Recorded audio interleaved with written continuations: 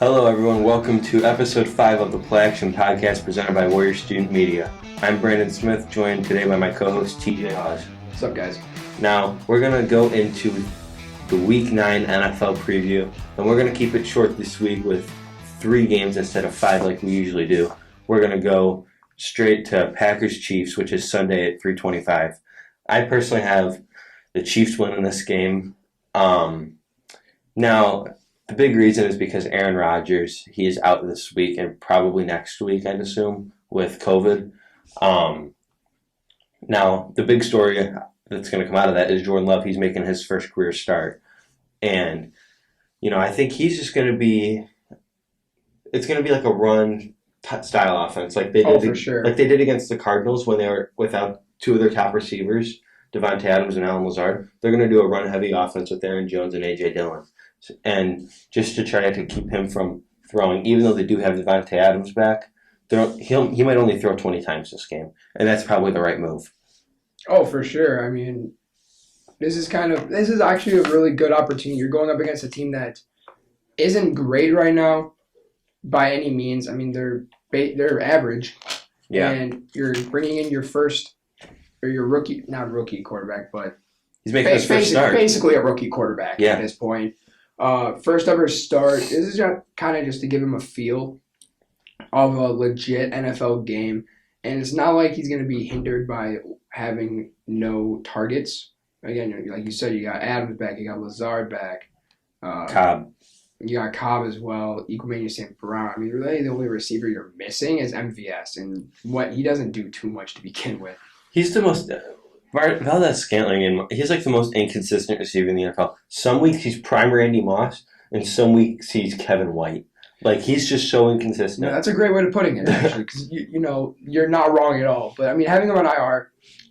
You lose a speed threat. You lose the speed threat, but, he doesn't do much to begin with. But this is a conversation that you and me have had as well. This running back duo is arguably one of the best in the league. Top three for sure. Aaron Jones and A.J. Dillon. So they're definitely going to, fall back on that if the passing game were to not work. And, I mean, this offense is going to be the biggest struggle, but I think this defense can play pretty good. Devondre Campbell won NFC. He's been having a really good year. He won NFC Defensive Player of the Month for Green Bay. Uh-huh. That's coming out of a middle linebacker for Green Bay. No, Green Bay never has good linebackers. Their last good, quote-unquote good middle linebacker was Blake Martinez. And he was bad when he was in Green Bay. He would tackle really well, and that's about it. But yeah. Campbell has looked really good. Tackles are a really misleading stat. Yeah, for sure. You guys, some of the best middle linebackers, best linebackers in general, don't have many tackles. Yeah. Now, when it comes to the Chiefs, because we kind of gave our thoughts on the Packers, and they have an uphill battle with Jordan Love this week. And then obviously with all the other COVID stuff surrounding Aaron Rodgers, it's it hinders your preparation. Now, with the Chiefs, the big focus is on how Patrick Mahomes is going to play, because I'm just going to say he's been awful this year. I don't think there's any other way you can put it. Yes, he's still Patrick Mahomes, and yes, he's still a really good quarterback, but you can still be a good quarterback and be playing bad. Oh, of course. Like, he's playing some of the worst football of any quarterback right now. A great example of that would be basically Russell Wilson every year. Or almost second half of the season. Yeah. You got that first half Russ, second half Russ. Maybe it's flipped for Mahomes this year. Maybe this is where we could see a turnaround this is a defense that still doesn't have Zadarius Smith, still doesn't have Jair Alexander. They're 2 biggest playmakers on this team. Mm-hmm. So maybe this is his chance to kind of redeem himself, maybe. Although there are still some good players in the secondary. I mean, Rasul Douglas had the game-winning pick last week. Eric Stokes has looked pretty good this year. So yeah. Jair Alexander's son, that's a big part, and it's a big missing piece. But I think, with the Chiefs, they just acquired Melvin Ingram. That's a good trade for them. I think he only gave up a 6th-round pick, and he could be a force off the edge opposite whoever they want to put out there, whether it be Chris Jones or Frank Clark. With the addition of Melvin Ingram, I would assume Chris Jones moves back. I think he should move back to the inside. Because he was best in that run stuffing role and I wouldn't say run stuffing, but interior pass rusher. Yeah, they paid him a ton of money to play that role, and they're like, Then actually, we're going to move you that end. It really doesn't make sense. And his production's way down. Yeah, I mean, for good reason. People are going to say he's having a down year, and technically, yes, based off of his previous years, but it's obviously due to the position change. Yeah, and I think so the big thing with this game is just going to be, one, how does Jordan Love look, and two, how does Patrick Mahomes look? It's boring, it's cliche, but this game comes down to the two quarterbacks. And Mahomes this year, you can turn on the film and watch it, and I even noticed it during the game last week against the Giants. His feet, they are so spread out. Like, his feet are more than a hip's length apart. Like, he spreads his legs out a ton when he's throwing the ball, and it makes for inaccurate passes. So I think the Chiefs need a bounce back game, and I think they can probably have it against the Packers, who are down their star quarterback. I'm gonna take Green Bay still. I mean, this is still a solid defense. They still have a good running back duo. I'd say the third best running back duo. You got Chubb and Hunt when healthy. They're number one easily. And Zeke and Pollard. You can put them up there, and then even so, I even consider putting Jonathan Taylor and Naheem Hines up there. I mean, as of recording this, they played the Jets last night. And both of them had 100+ yards and a touchdown.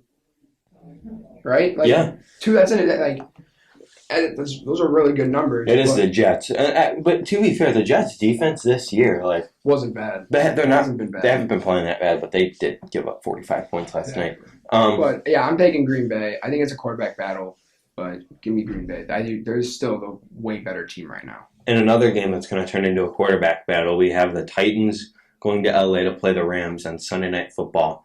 The Titans' big issue with this is they're down Derrick Henry. Yep. And they signed Adrian Peterson this week. But guess what? He's 35. So that's not, and he did actually look pretty good last year. He tore the Bears apart a couple times. Yeah, man. Don't doubt Adrian Peterson. Okay. Yeah. The dude's a stud. Now, here's the thing for Adrian Peterson. He could break. He could get into the next position on the rushing list. I think it would be third or fourth all time. He has to pass Barry Sanders. He's about 480 yards away. Yeah, and with half the season to go, Derrick Henry probably out the entire year. Maybe comes back the last couple games. Maybe playoffs. But even then, if the Titans are locked into a playoff spot or locked out of a playoff spot, they should just sit him out the rest of the year. Don't even risk it. They have to win this game, though, I think, especially after the Colts beat the Jets. You kind of figured that was a gimme game for the Colts. Mm-hmm. Even though Mike White's been playing really well, and they got some pretty good play last night from Josh Johnson, their third-string quarterback. Yeah, for a team with such bad quarterbacks, may I add, they all seem to be consistent, right around one another. They've all been above Wilson, and Wilson's been by far the worst of all of them. Oh, yeah. But this is about the Titans and the Rams. The Titans, they need more production from Julio Jones, I think. They traded a high draft pick for him, a second-round draft choice, and they've gotten not great production from him. He's missed a couple games here and there with some soft tissue injuries, but I think the Titans can definitely win this game against the Rams, even though they're going to LA. Matthew Stafford is still balling out. I think the Rams should win this game, but the Titans are. It's going to be a great game. The Titans can definitely win this. I'm going to have to disagree with you on that. I really don't think this is a close game. I don't think the Titans are that great to begin with, especially with Derrick Henry. I really think it's just Derrick Henry that's carrying this team. There is no reason for me to believe that the rest of this team is good. This defensive line is good. This is one of the better defensive lines. I mean, A.J. Brown's been playing like a top 5 receiver this year. Yeah, but when he's healthy. A.J. Brown's been healthy most of the time. Well, yeah, but he had an illness for a game or two. Yeah, that was it. Yeah, but he's had injury issues in the past too. Yeah, so you never know when those can come up. I mean, but he has been playing really good. Yeah, he's put up like 150 yards a week. Exactly, but who else do you have after that? Julio, and then Julio has not been that good. Yeah, Julio hasn't been that good this year. But even like you said, he's got to step up. After that, who do you have? You got nothing. You literally have nothing. This is not a great team. They are playing. I think their record show is better than what they really are. I mean, this is a team that lost to the Jets. So you think the Bengals are bad? I mean, Bengals' record is better than what they are right now, I'd say, too. Maybe. I'm not saying by much. I'm not saying they're a terrible team. I'm not saying the Titans are a terrible team. But, again, They lose their biggest component on offense. they're losing their offense. Yep. I'm not even going to just say a big part of it. That is their offense. Yeah. This is It's on Tannehill now to win them some games. Exactly. That's exactly. We haven't really seen if he's able to do that because he's had Henry his whole time in Tennessee. Henry has like 28, 30 carries a game, I think. Yeah. What his average is, and that's just gone. And there's no running back on this team that can take up that much of a workload. No. So this is an easy win for the Rams. I think the Rams do win this one too. This has to be an easy win. I don't see if they lose, I'm gonna be shocked, especially with Von Miller playing now. Yeah, it's true. Or expected to be playing. Yeah, Von Miller was traded from the Broncos to the Rams for a second and a third round pick. And this is a really solid team. This is an overall really solid team. The Rams' only somewhat weakness is cornerback outside of Ramsey. They still have Darius Williams, who's pretty good. Well, he's on IR. Oh, is he? Yeah. Oh, so okay. That's the issue. Who do they have playing corner? They got Robert Rochelle and David Long. Oh, okay. So, but again, think about it. You put Ramsey up against Julio or A.J. Brown. And mainly A.J. Brown probably, but you need the other guy to go nuclear at that point. Robert Rochelle hasn't even been bad, so I'm not even. I wouldn't even be super concerned. The last game of the week is on Monday Night Football. My Chicago Bears, your Pittsburgh Steelers at Heinz Field. This is gonna be a good one. It's gonna be. I don't think it's gonna be a good one, but really, this game's gonna be a snooze. It's gonna be. Now I think Justin Fields might get destroyed by T.J. Watt. I think the Steelers win this game. That's what I like to hear. Just because I have no faith in the Bears. Matt Nagy's back from his little COVID issue, and we still don't know where he was. He could have been in a bunker somewhere. Who knows? Because he wouldn't say where he's at. But I think the Bears' biggest issue right now is it's actually not the offense. Their defense has been playing awful. They've given up over 150 yards rushing their last 3 games. Now, they've been against Aaron Jones, Leonard Fournette and Ronald Jones, and then Elijah Mitchell. Elijah Mitchell's not an elite running back. I'll just put it that way. Well, of course not, but he's not bad either. No, and they're doing it with a beat-up Trent Williams. And I get it. The Bears haven't had Khalil Mack. I don't know if they'll have Khalil Mack this week either. Sounds like they will. Another thing to point out just 1 second is that Montgomery's expected to be out this game too. They're expected to hold him out for it. Are they? Because he has the chance to come back. He looked really good in practice yesterday. From what it sounded like, he looked like his normal self. So it'll be interesting, especially just for the whole game plan thing. How if he is activated, and if they actually decide to, and how they use the running backs now. Because Khalil Herbert's emerged as a great running back. They're using Khalil Herbert the same way they used Tariq Cohen. And it's for good reason. Very similar. Khalil Herbert's a better runner in between the tackles than Tariq Cohen, though. Yes. But I think what they have to do to win this game is they need Justin Fields to have the best game of his career. I know he just had the best game of his career against the 49ers. And, you can only ask him to do so much with a bad offensive line. But a guy I do want to shout out on the Bears is Larry Borum, our 5th-round pick. He's playing right tackle right now. Starting right tackle. He's going to have to go against T.J. Watt this game, and I think he can handle it. Really? I think he can, because he manhandled Nick Bosa this week. He gave up 1 pressure. That is true. So, and that was his first game back off of IR. He played a couple of snaps in week 1, but that was it. This guy has come in and he's played great ball, and I think T.J. Watt's a tough challenge, and I know he's a tough challenge. But I think a guy like Larry Borum, who he's just solid. He's not going to pancake you, but he blocks well, and whether that be in run protection or pass protection, I think he's a great steal for them. Another 5th-round pick by Ryan Pace, who has just blossomed into a great player. You look at Ryan Pace's previous drafts. No, I mean, And especially the last 2 drafts before this year, you had Bilal Nichols and Darnell Mooney come out of the 5th round from small schools, and they're contributing. Herbert come out of the 6th. Herbert came out of the 6th. But and Larry Borum, I know he didn't come out of a super small school. He came out of Missouri. But so he was playing against good competition. Missouri's not a good school, but he was playing against SEC teams. As I said, yeah, I mean, Missouri is like, I mean, I don't think Missouri should be an SEC team. No. But, yeah, I mean, that's, again, borderline Big 12 team. But, yeah, I was going to say, but you're right. You know, he was going up against good competition. And that's what matters. And the Bears, from what I heard, they had a 2nd or 3rd round grade on him. And he fell to 5th. Yeah. And I think the big component for the Bears O-line is Borum. It's Tevin Jenkins when he comes back. If he comes back this year. And it sounds like, from what Jason Peters said, sounds like he's getting close. Might be just a couple more games. Yeah, but I think for the Steelers, I mean, this is going to be, I mean, watching the Browns game last week, their offense really became something. I mean, I know it was a low-scoring game, but just throughout that game, it seemed like that offense kind of is starting to find a name for itself. The Steelers offense? Yes, because this whole year has been, you know, I don't know how well is Big Ben going to play. You guys finally got running back. Oh, but Juju's out now. It changes week to week how Big Ben plays. Exactly. Big Ben has been the X factor in this offense all year. Najee Harris just won Offensive Rookie of the Month for October. You know, fully deserving of it, of course.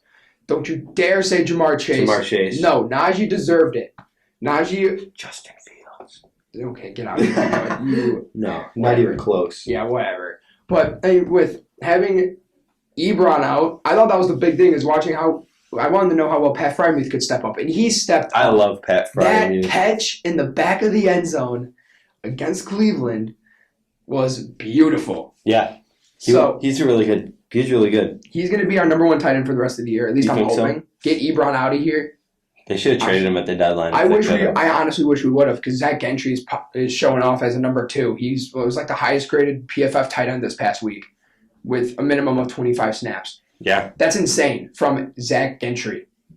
So, I mean, this offense is looking better, and I think they will continue to improve, especially against a poor Bears defense, like you said.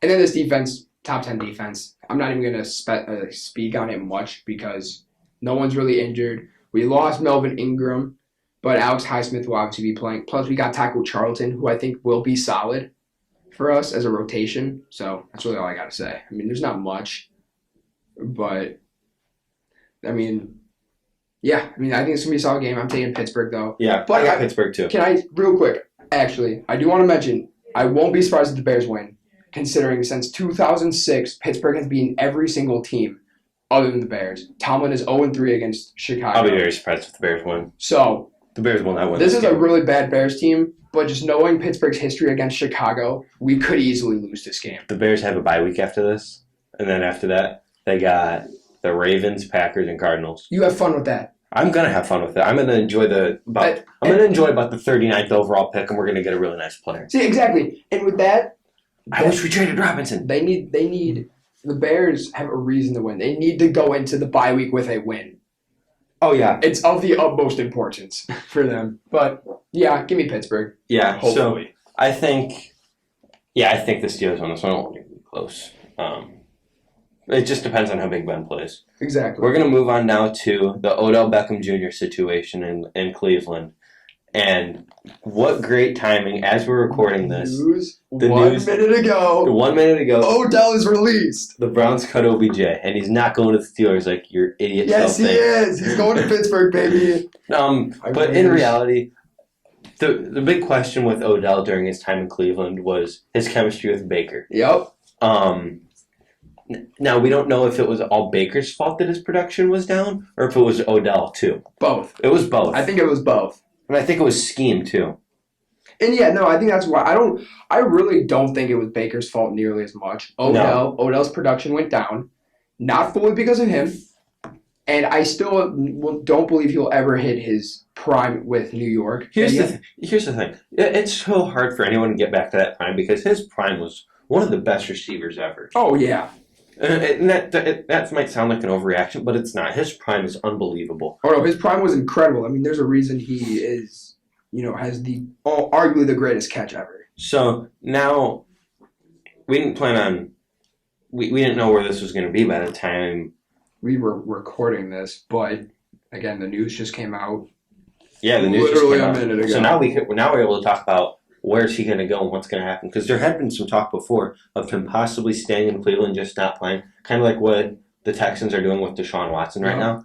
But the Browns released him, and he's going to get a chance to go somewhere. And the whole thing really took fire this week on. It was either Tuesday or Wednesday when Odell's dad posted an 11-minute YouTube video of Baker missing him, of Baker missing Odell.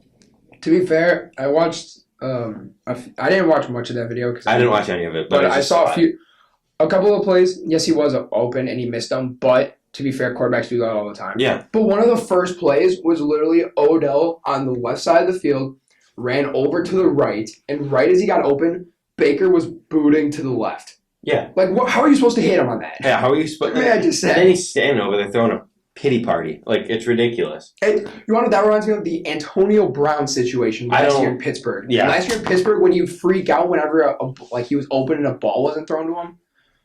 But another part of it is that obviously we don't know who, but there was an anonymous Browns teammate who said that he's kind of just his own self. Now there was much. other tweets that came out last night. It was from Anthony Schwartz and Greg Newsome, two rookies. They were saying that whole thing was BS. He's been incredible. He's been great. Oh, especially really? to Anthony Schwartz, been taking him under his wing, all that stuff. Oh, okay. So, but I want to give two teams that I think take Odell. Mm-hmm. I'll give three.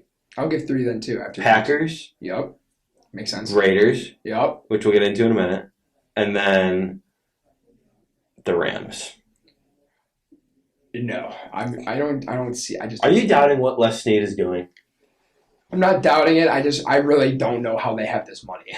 I don't know how they've had this money for 2 straight years. There is no way. There is no way. And okay, let me guess. The Raiders situation, is it because Odell's dad follows Derek Carr now on Twitter? Because I didn't know a damn thing about that. Oh, that was the big thing. Is that Derek Carr's been in the news a lot, and that's true. Well, yeah, with the loss of Henry Ruggs. Yeah. Which we'll get into in a minute. So who are your 3 teams? Just coming up with 3 new ones off the top of my head. I've heard Indianapolis as a really good option, which I think makes a ton of sense. Baltimore is a possibility. Mm-hmm. I want to throw Pittsburgh in there, but I mean, they won't do it.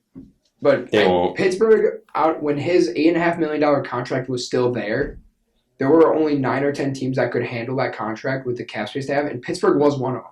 Mm-hmm. So Pittsburgh has about, I believe, $9 to $10 million in cap. We could definitely take him in if we wanted. I wonder what he's going to do with how much money he's going to ask for. Yeah, he could ask for a lot, if I'm being honest. But estimated cap space is $3.1 million for the Rams.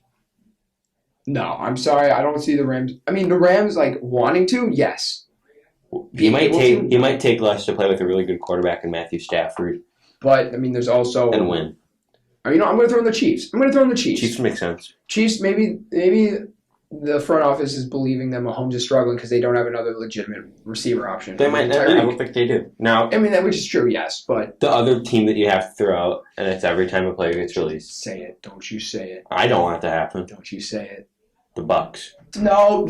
I don't want it. It won't happen. It won't happen. I refuse to believe. I don't think it will because they already have 87 receivers on that team. Yeah, they have 3 that need 12 snaps. tight ends. Yeah, so that's kind of the whole thing on the Odell situation. It's over now. So he got released, and I think by the time we record our next episode, I'm willing to bet he's signed. I'm willing to bet he's signed by lunchtime today. It might be. It might take a little bit. No, never mind, because he has to go through waivers. I don't know, because that sounds crazy. They did update the waiver order.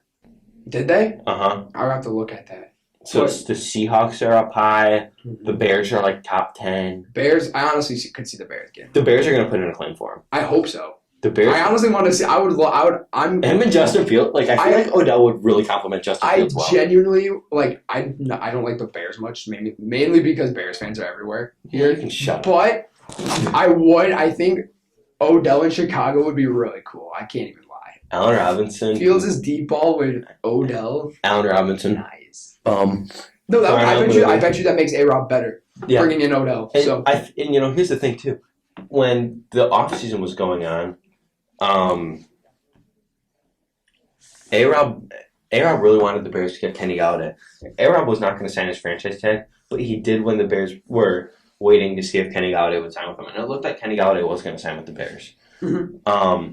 So I think the big thing is just where he ends up and what happens.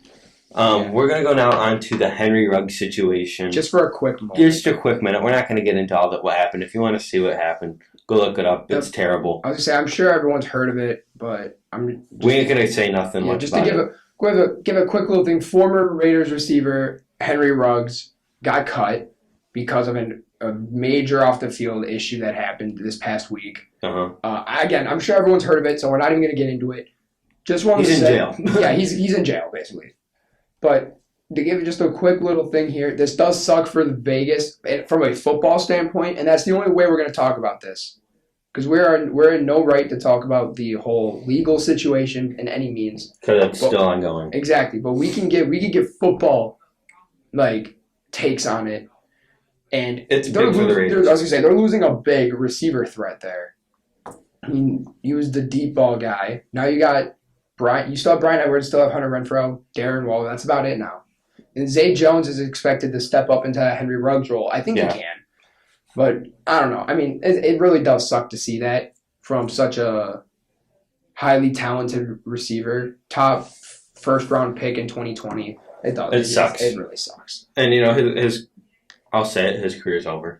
He'll never play. Most likely, yes. Because I'm always going to throw in that slim chance that he can't come back. But I don't think so. I don't think so either. But there's always that possibility. Who knows? I think the Raiders. I think this is why they'll try their best to get Odell. Deshaun Jackson. I was about to say something that you and me brought up. Deshaun Jackson could fit that role perfectly. And he was cut by the Rams. And he cleared waivers, so he's able to go wherever he wants now. I'm also willing to bet Odell clears waivers. I'm calling it now. He will not clear waivers. I bet you he does. I bet you he clears it so he can go to because he's. I don't know. I just have that. Maybe no one's going to want to pick up his contract. Exactly. That's exactly why, because he's got a solid contract. So we're going to go now to college football playoff rankings, and I'll give some of my takes. I love this playoff picture. I'm just going to say that. I love it. I love it. No. MSU. Yeah.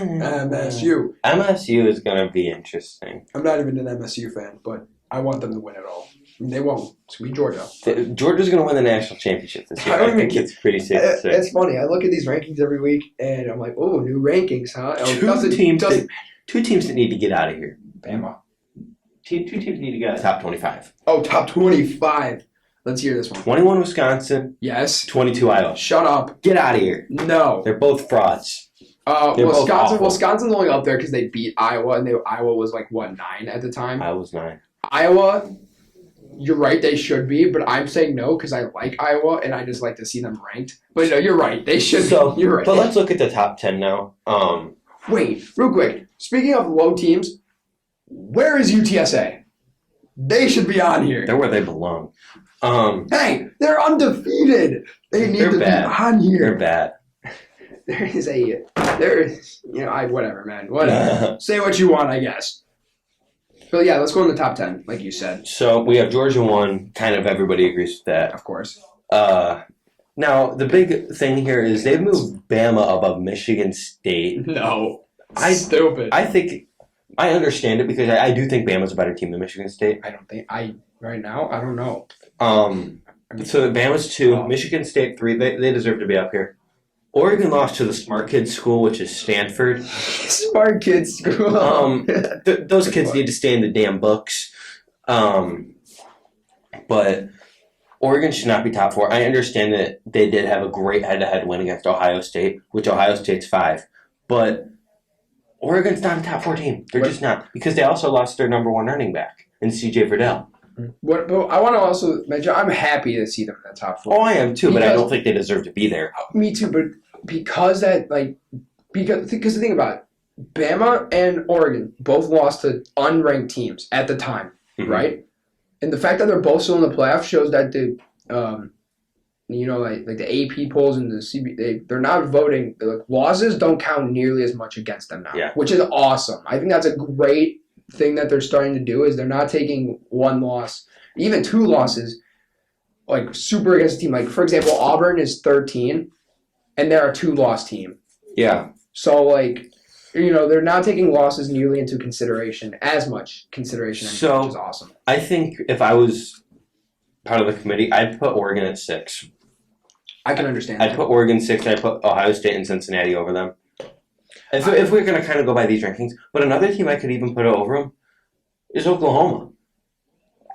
Oklahoma should not be the 8th ranked team in the country. I think they should. I like that, honestly. I think yes, they've had a couple close games, especially against Kansas. But here's the thing. They put Auburn up high with a very close win where they got lucky against Georgia State, I believe it was.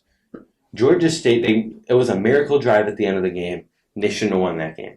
So, but we want to talk about something like that. Oklahoma's gotten close wins against like every team. Like they should have lost to Kansas. They should have lost to Kansas.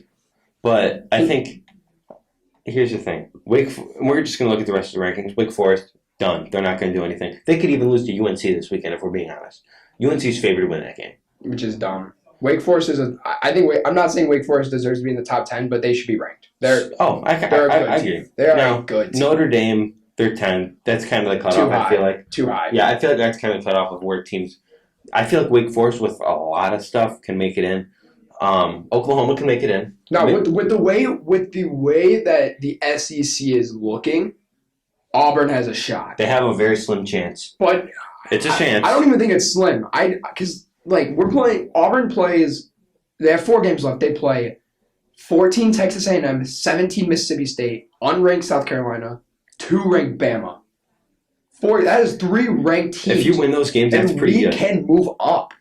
If we can get a couple losses, maybe Notre Dame takes a loss, maybe Oklahoma State takes a loss, maybe Wake Forest loses to UNC. Yep. Maybe Oklahoma loses a game. Because Oklahoma is destined to lose. Oklahoma still has to play Baylor. Exactly. That's going to be a good game. What if Oklahoma... But I would rather have Baylor lose.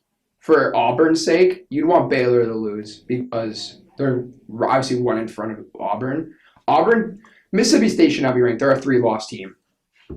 There's a reason Penn State's not ranked. There's a reason Clemson's not ranked because they have more than 2 losses. Get Mississippi State out of here. We could beat Mississippi State. We could beat Texas A&M. That moves us up probably to the top 10 if we're lucky enough. Beat Bama. That's going to move us up a lot. Yeah. And then we can hopefully pray to our lives and beat Georgia, but I don't know. So I think, all in all, it's going to change a lot. Yes. The college football playoff rankings, but that's going to do it for this episode of the Play Action Podcast presented by Warrior Student Media. I'm Brandon Smith. He's TJ Hawes. See you next time.